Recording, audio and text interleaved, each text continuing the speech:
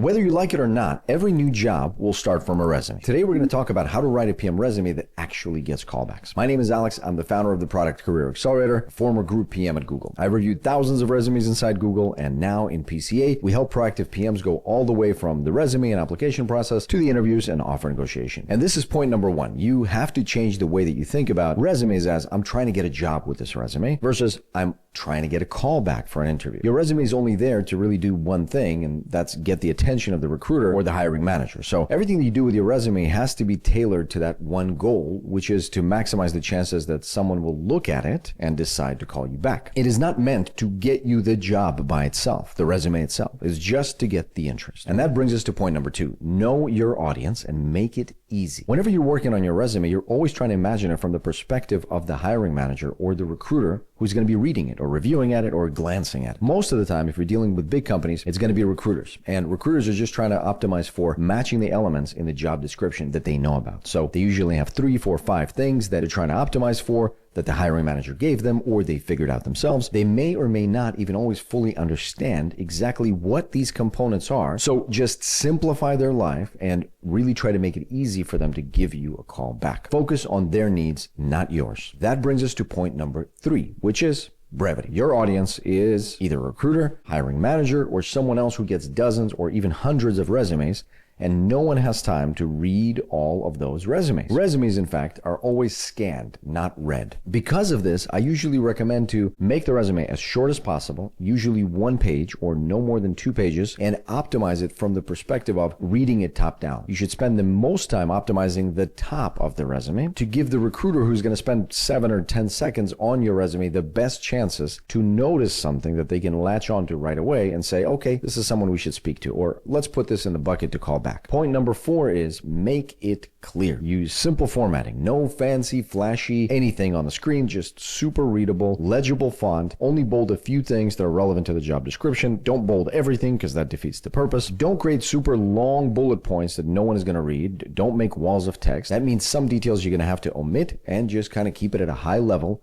focusing on the impact. Get rid of your half-a-page summaries. Once again, the resume is just about the callback, nothing else. Inside PCA, we use a simple template, which you can find in the description, and it's one of the first things that we're going to do right after your onboarding call, which is going to set you up, which is to walk through your existing resume, if you have one, with a fine-tooth comb and make sure that everything is optimized for callbacks. And a quick note on education, awards, coursework. I'm sure now you can guess what I'm going to say.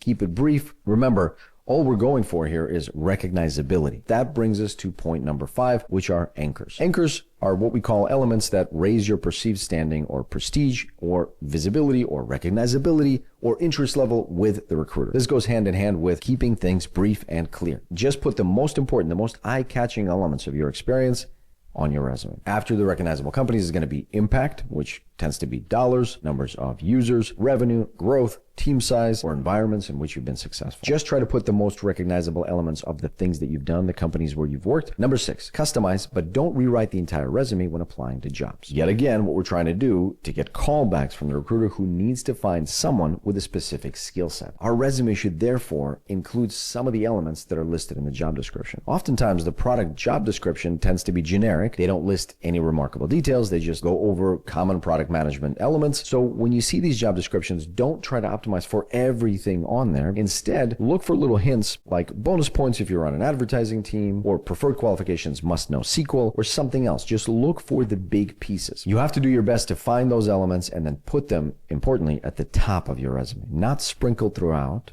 so you can get the attention. Lastly, number 7, which seems like a no-brainer, but it comes up enough that I need to talk about it. Make sure the role you're applying for, especially in product management, matches the role on your resume. If you're trying to go for senior product manager, it should say senior product manager on top of your resume. If you're applying for a product management role, but you also have background in program or project management, just say product management. Don't let the recruiter or hiring manager deal with the cognitive dissonance that comes from seeing both program and project and product management all together. No, you're trying to make it clear. You're a product manager. You're trying to land a product management job.